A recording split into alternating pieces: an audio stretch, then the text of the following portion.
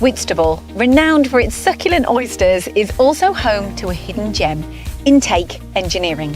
Now, in recent years, this company have fallen victim to inefficient production processes due to aging machinery and multiple component operations, putting a strain on the whole business. However, with significant investment in sliding head machines, they breathe new life into the facility. So today I'm here to meet Nik, a former fixed head turner who is now leading the shop floor and working on these star machines himself.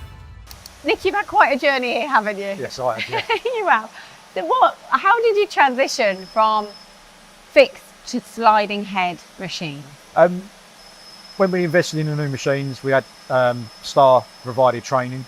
So I went from that to these with 3-day training, which was a good help, a massive help. So who did the training? What did that consist of? Because it's quite a big leap. I've heard other companies go through a similar journey that you have. Yeah.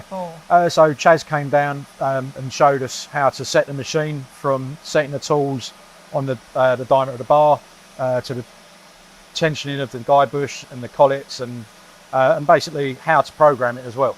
Chaz from Star, he's quite well known, isn't he? You know, I've heard him help a lot of companies in terms of training.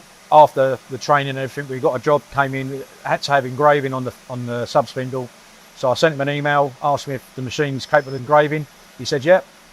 He sent me literally sent me the custom macro straight down, and up it went. Do you need help like that? Is that something that's really important to you? Yes, yeah, oh yeah. If I'm stuck on something, then I need an answer, I'll email Chaz, or I'll just email someone at Star, and they'll send an answer back within a few hours. And why did you go for this? Because this is the Type B, is the latest model of machine. We went for this because of the added facility of the 8 stations on the sub spindle, so it gives us more capabilities of on the back working over the normal, and it's got a Y-axis as well. So is it making your life easier then? Oh yeah, a hell of a lot, yeah. Because it gives us the facility of doing more on the sub spindle, and as well as doing stuff on the main. But also with the Step Cycle Pro, that helps as well massively. So what are the benefits of having the Step Cycle Pro for you as a company and for the components that you're producing? It's the swarf management.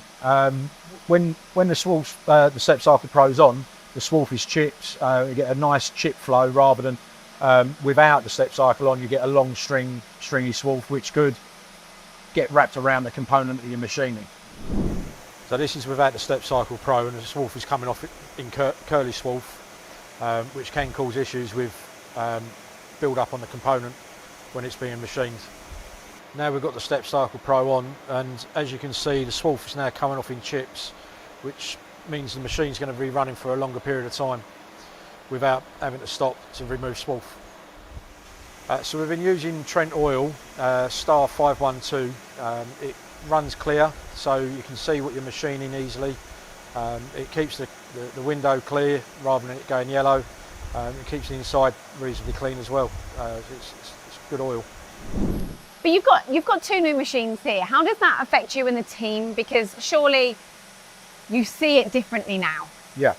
So if a job comes in that's got quite a lot of complex turning, milling, that requires a lot of work, especially on the sub spindle, then that's but the bar capacity obviously can go on this machine.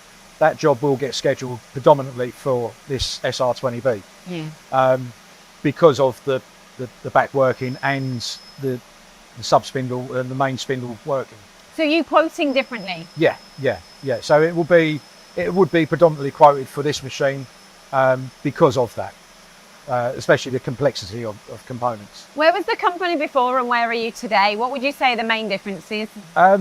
When I first started, we had a lot of very old machines, so a lot of the stuff was coming off machines that had to be second ops. In the short time I've been here with the two new machines, we've now got every machine on the sliding head is all sub spindle work, so there's no second op working. So it's job comes off the machine, inspection, out the door. Would you recommend a machine like this to someone, and why? Oh yeah, I would recommend this machine 100%, because of what it can do, the speed and the versatility of it, and the reliability and the backup and support.